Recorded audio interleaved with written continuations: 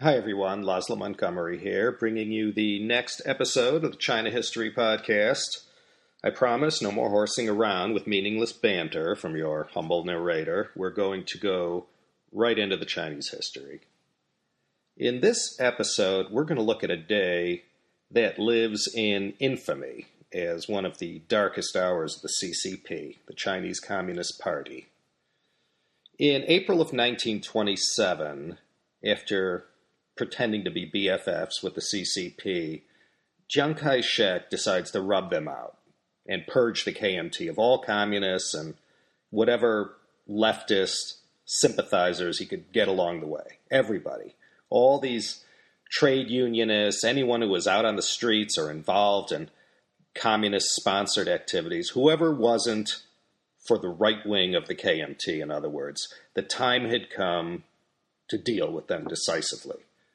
Events had transpired between 1925 and 1927 that, at last, was forcing the hand of the sinister Chiang Kai-shek to choose his fate. So, today we focus in on the 412反革命政变, also known in the Chinese history books as the 412惨案, the 412 anti-revolutionary incident, and the 412 tragedy. Of course, the KMT have other names for this moment in history. They might refer to it as the Qingdang, or purifying the party, or purging the party. In the English history books, this incident is usually known as either the White Terror, the 412 incident, or the Shanghai Massacre. As the name suggests, it happened on 412, that is, April 12th. 1927 was a year of upheaval in China. The honeymoon, if there ever was one, between the left and right-wing factions of the KMT was definitely coming to a close. And remember, there were Communist Party members who were also active in the KMT as well. So they comprised, the left wing, of course. It's more than just Chiang Kai-shek who doesn't like the CCP and all their rabble-rousing. The elites of Chinese society, as well as the leaders of commerce and industry, they too saw nothing worth liking or admiring of the communists. The CCP, they were great organizers. They had their way of coming up with a plan, fanning out into the community, using the old Chinese Guanxi system to spread the word, get their leaflets out and pamphlets into the populace, and when they wanted to organize a strike, hey, this was totally no big deal for them. So whether you were a captain of industry or had a membership in any number of guilds or just a small businessman running a little production operation, the last thing you wanted was someone organizing labor on you. All the organizing going on right under their noses scared the capitalist class down to their bones. And the fate that befell their counterparts in Russia after the Bolsheviks took over was well known to everyone. And by this time, there was plenty of revenge-taking and brutality going on out in the countryside as the communists recruited peasants to their cause and allowed them to turn on their former landlord masters. And these stories, they all made their way back to Shanghai. Everybody knew. And so our little story begins. Let's first look at the events that led up to this defining moment in Chinese history when a line was drawn in the sand and the KMT and CCP became blood enemies to the death. Well, they're talking to each other now, of course, in the 21st century, but back in the mid-1920s, and certainly after the Shanghai Massacre, there was no love lost between these two bitter rivals. This was one of the greatest acts of secret betrayal, and the cast of characters involved at the highest level were right out of Hollywood casting. You had, three main groups involved. There was Chiang Kai-shek, of course, the military strongman. He was the spider in the center of this web of intrigue. The next group, who was knee-deep in the events leading up to the massacre, was the Shanghai underworld, led by Pockmark Wang Jingwei, and his very capable and devious second-in-command, Big Ears Du Yuesheng. The third group who formed this troika was none other than the Song family, who represented the capitalist, banking, and industrial class. And we're going to do a whole series of podcasts one day on this amazing family. You'll recall from an earlier podcast, CHP 41, the Qing Dynasty Part 7, one of the early financiers of Sun Yat-sen's mission was a successful businessman and Bible printer and salesman, Charlie Song Jia-shu. He had 6 kids, 4 of which went on to carve a rock-solid place for themselves in the annals of modern Chinese history. These 4 kids were TV Song Ziwen, and his 3 sisters, Ailing, Qingling, and Meiling. These were the 3 sisters who were immortalized by the saying that one loved money, one loved power, and one loved China. Song Ailing, she was the one who loved money, and she was married to the richest guy in China, H.H. Kong. The one who loved power, that was Song Meiling, who we know as Madame Chiang Kai-shek, and the one who loved China, of course, was the immortal Song Qingling, who is better known in the West as Madame Sun Yat-sen. So, like the Miller sisters of these times we live in today, the Song sisters, they married rather well. Though I suppose you could say the opposite. In marrying the Song sisters, it opened up a lot of doors for their spouses, Jiang Sun and H.H. Kong. This was one fascinating group of characters, and we'll circle back one day and look at them all, as each one played no small role in China's history, especially in the first half of the 20th century. So let's look at the dynamic that sort of shaped how things ultimately unfolded. As I mentioned, the communists were extremely effective, and they were doing all this organizing right under the noses of everyone in Shanghai, and this wasn't being too well received by everyone who knew what was in store for them if things got out of hand. So the moneyed class, of which the Song family was part of, they needed to nip this problem in the bud before it spiraled out of control.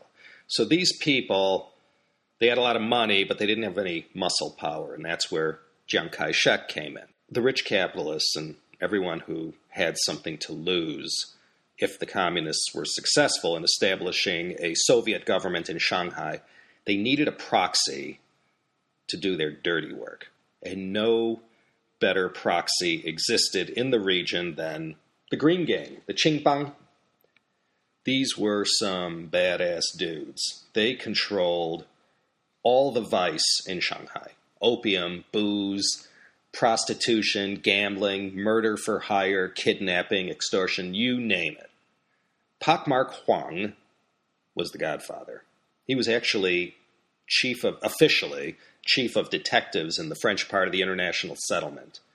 He was in cahoots with the French and, made sure all the brothels were filled with prostitutes. There was plenty of opium to go around, and nothing got out of control, and everyone got fat off the vices of the common man. It was Pakmark Huang's wife who brought Du Yuesheng together with her husband and sort of brought him into the organization.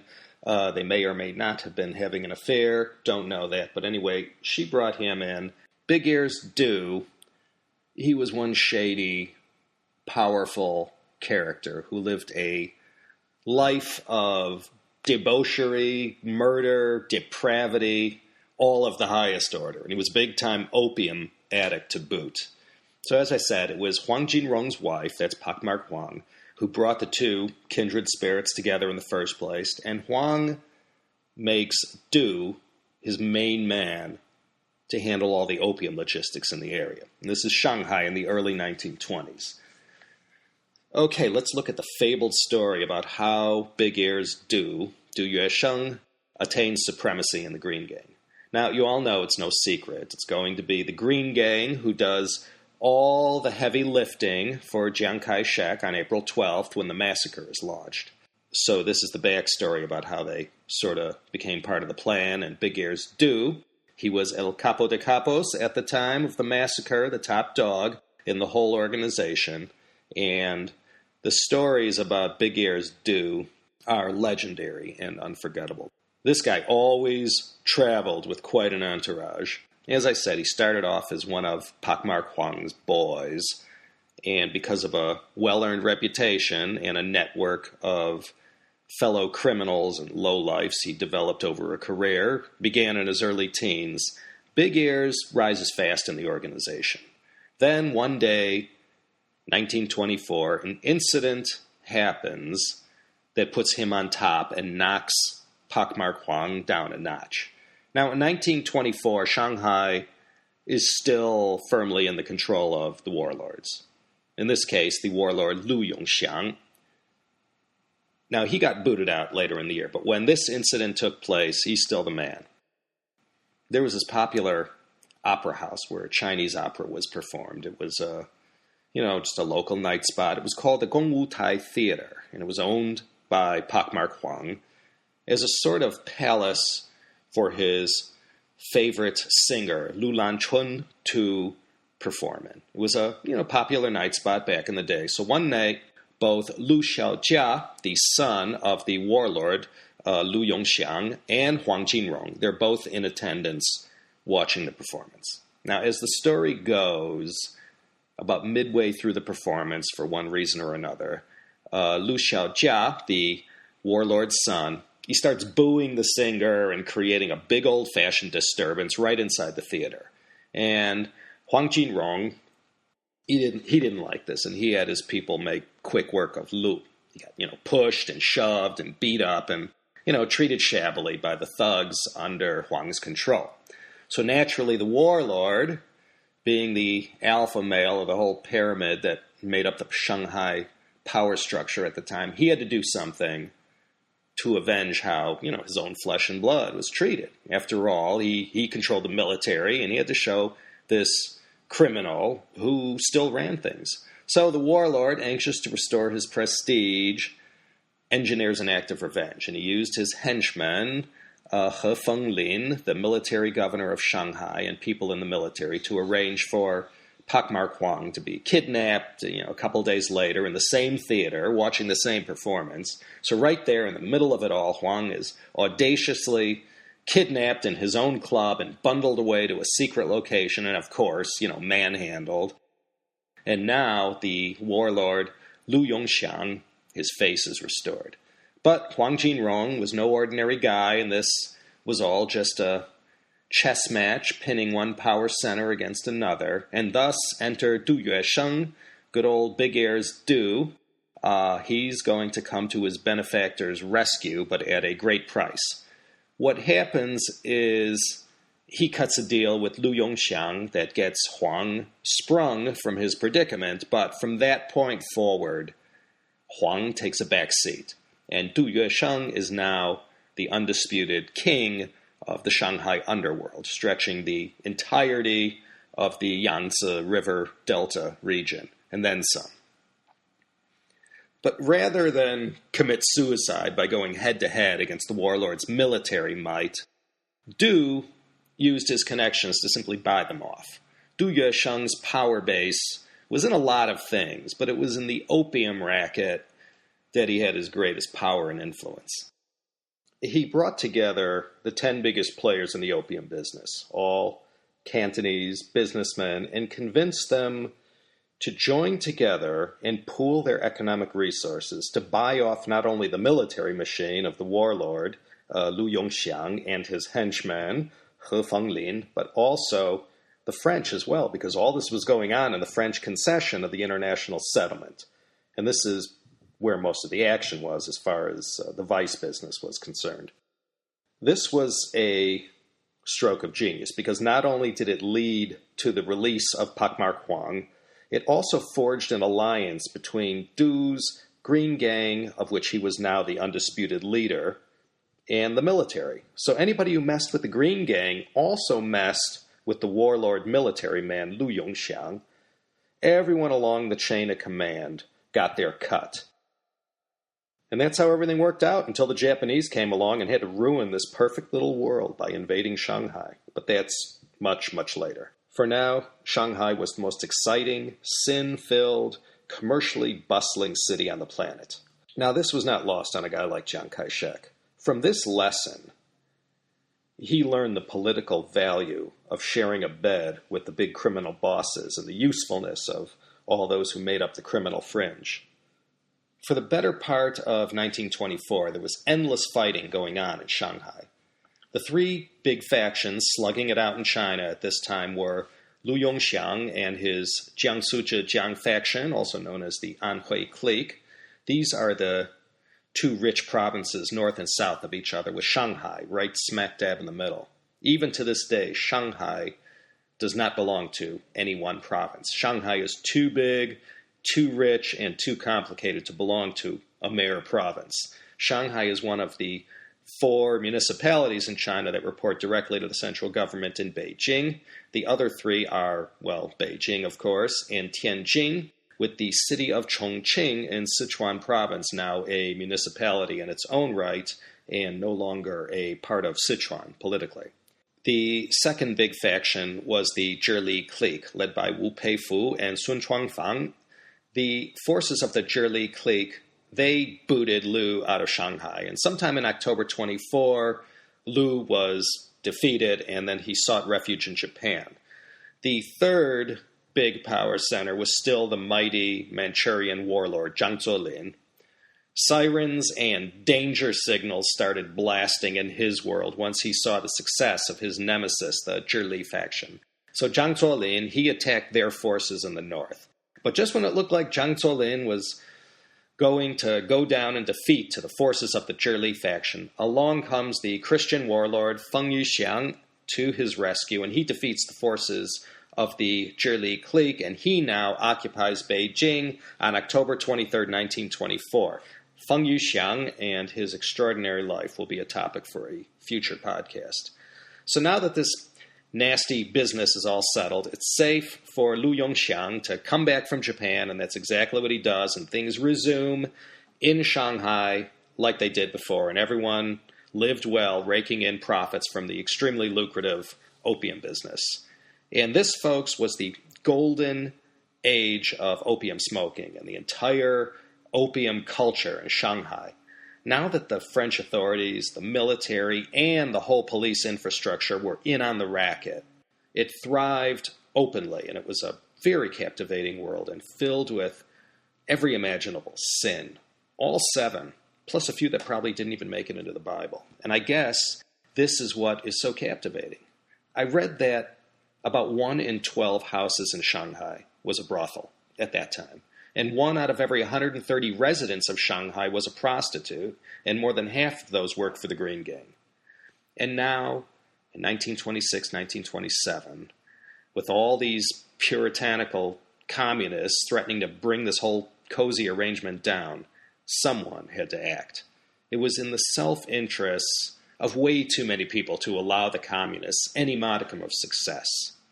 As long as they kept all their rabble-rousing to a minimum, these powers that be, these established gentry, military, and commercial elites and their minions, the educated class who had money, all these guys, they all had a dog in the race, and it was to their advantage to suppress the communists everywhere they could. So in order to keep everything going the way it was, whatever could diminish the influence of the communists, there was a dedicated, loyal, built-in power base with boatloads of money, ready, willing, and able to preserve the established order. So where were we before I sidetracked you all with the story of the rise of Du Yuesheng? Chiang Kai-shek, he launched the Northern Expedition July 9th, 1926. The NRA, National Revolutionary Army, they depart Guangdong and head north and then east. They meet with great success, and now, rather than go in for the kill and face off against the northern warlords in that ultimate confrontation against the mighty Zhang Zuolin, Jiang sets his sights on Shanghai instead. The warlord Sun Chuanfang is now controlling Shanghai, along with, of course, their partner in crime, the Green Gang. The Green Gang had very successfully infiltrated Communist Party cells in and around Shanghai, so they knew totally everything that was going on. The KMT and CCP were still, at least outwardly, blood brothers in the KMT. Remember, the Comintern said it was okay to be both a member of the CCP and KMT. And at this point in history, Wang Jingwei was the head of the party. Wang Jingwei, if you recall from the previous episode where we discussed China right after the formation of the CCP in 1921, he was in no way conservative. Wang was a full-blown man of the people type and firmly in the left-wing faction of the KMT. And this, if you were a right-winger of the KMT, of which Chiang Kai-shek was the de facto leader, you might as well be a living, breathing, full-blown communist. And these guys, they had to go. Everyone agreed. And they had to start with Wang Jingwei. Now, if you recall from that podcast, number 52, Jiang had already made an audacious move against the CCP in March of 1926 down in Canton. This really shook things up, and ever since then, the KMT and CCP were always both looking over their shoulders at each other, but with their Russian benefactors controlling the purse strings, they continued to both reluctantly get along with each other. Now, with such quick success in the early phase of the Northern Expedition, Jiang and his conservative KMT right-wing forces saw that the liberal elements of the KMT and, partnering with the CCP, essentially, they were in charge wherever victory over the warlords had been achieved. And this was in Hunan, Wuhan, of course, plus Jiangxi, Fujian on the coast. And this was very disturbing to Chiang Kai-shek.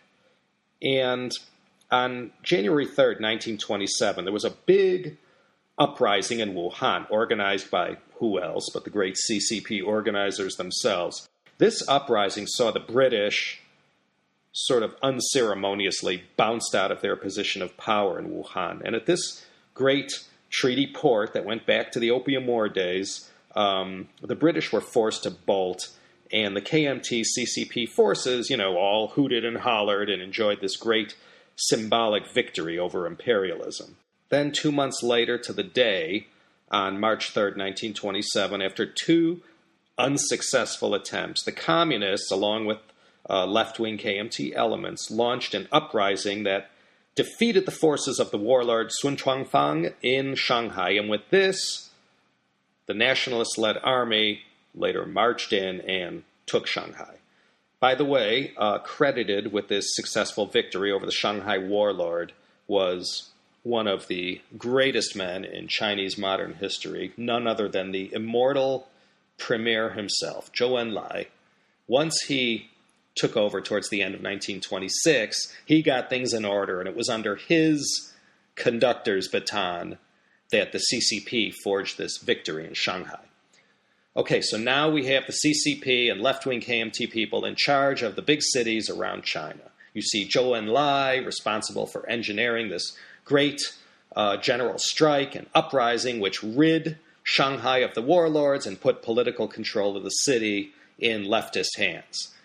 For this brief moment, Zhou was the man in charge. And Shanghai had been a non-stop hotbed of organizing labor, and there were all kinds of nasty stuff going on, pitting organized labor against the industrialists and vice versa, and nobody was giving an inch. Wuhan was Wuhan. Changsha, Nanchang, even Nanjing, those places, that was one thing. But Shanghai, whoa, that was a totally different chest of tea. This was the commercial center of China, and the profits that oozed, that gushed out of this region, it boggled the mind. So nobody wanted to see this messed with. And now, fresh on the heels of such good success against the warlord, Sun Chuanfang, now the CCP, they wanted a bigger cut of the action as far as who was in charge of things in Shanghai. So, at last, in these waning days of March 1927, the time came for Chiang Kai-shek to fish or cut bait. If the KMT lost control of Shanghai, then forget it. There would be no stopping the communists. The stakes were huge at this point. Jiang now controlled Shanghai militarily. Everyone knew there was going to be some sort of bloody showdown. And Stalin was, he was thousands of miles away, acting like the puppet master, using all the available intelligence at the time to decide how to provoke and meddle in, this now very explosive situation. And then, as I mentioned in the last episode, there was an incident on April 6th up in Beijing where Zhang Zuolin, the warlord, who's still he's still in charge up in the north, he went and ransacked the Soviet delegation and arrested and murdered 20 Chinese communists, including Li Dajiao. During the lead-up to the date the Shanghai Massacre formally began, the foreign powers, namely Japanese and British, had been boldly lashing out at communists and leftists and anyone who fit the category.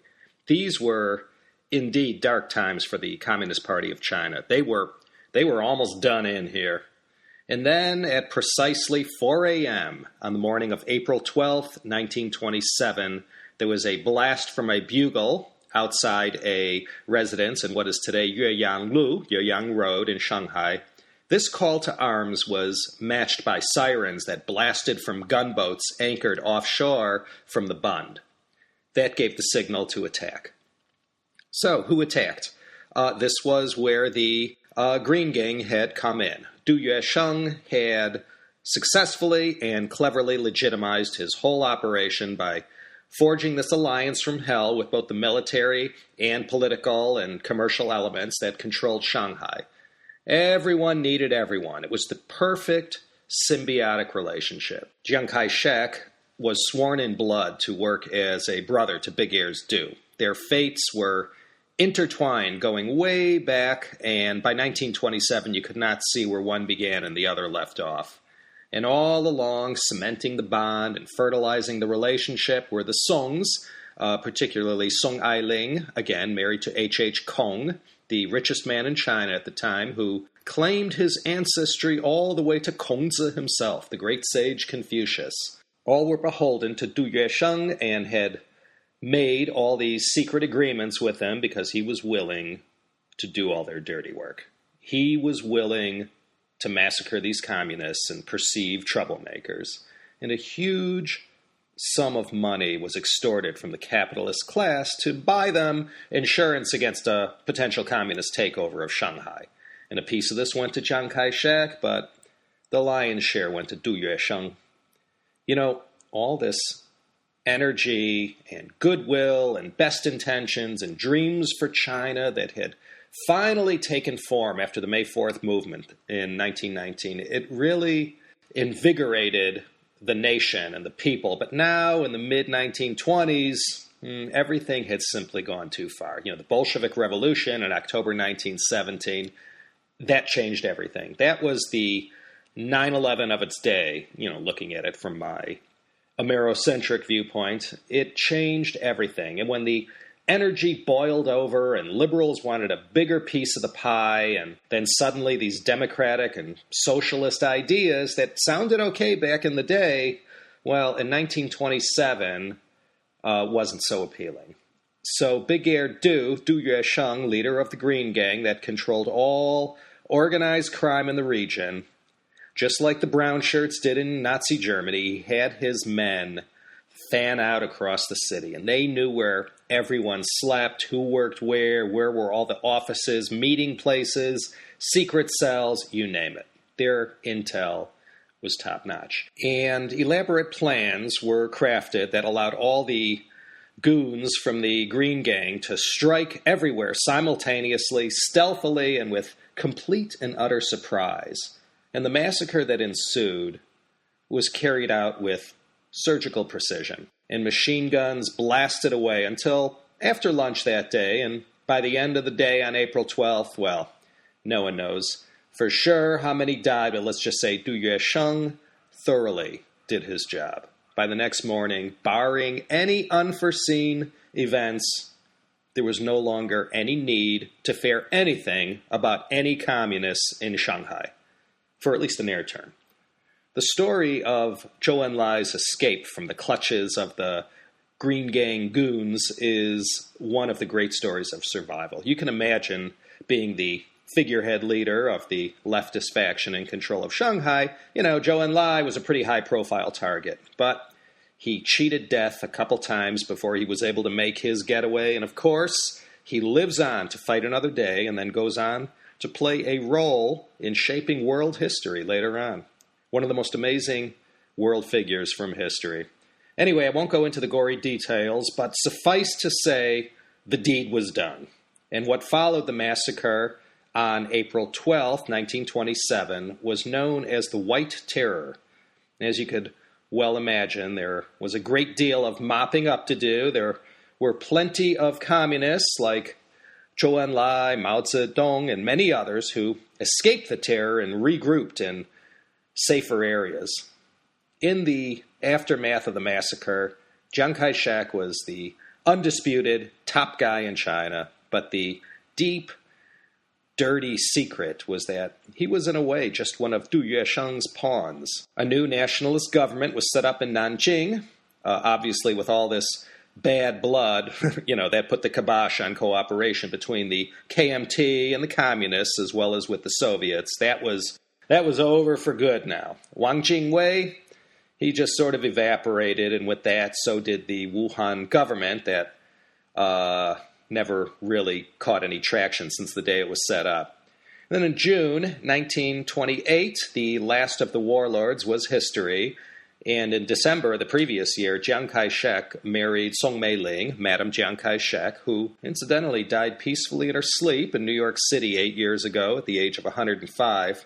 And as for all those communist leaders who had all along preached for cooperation with the Soviets and promoting the whole idea of this KMT-CCP alliance, they were all disgraced and marginalized and never made a comeback. Among this group was none other than the CCP co-founder, Chen Duxiu. Probably about 300,000 people at the end of the day got caught up in the violence, the purges, the witch hunts. This was all over China, not just in Shanghai, of course. And to put everything in quick perspective, well, the communists who survived the massacre and the White Terror, they all escaped to the mountains of Jiangxi and elsewhere to regroup. And then in 1934, we have the Long March, and then Japan invades China, and then we have World War II, followed by the Chinese Civil War, and then ultimately the founding of the CCP, and then the Beijing Olympics. And I urge you all, if you're interested, to hear more about the details about what transpired in China between liberation in 1949 and the 2008 Beijing Olympics. Join me next week, if you dare, for another exciting episode of the China History Podcast. This is Laszlo Montgomery signing off from a baking hot, bone-dry Claremont, California. It's 104 degrees outside, folks. Yeah, you heard that right, 40 Celsius. Wherever you are, I hope you're all keeping cool and enjoying the last weeks of the summer of 2011. Take care, all. See you next week.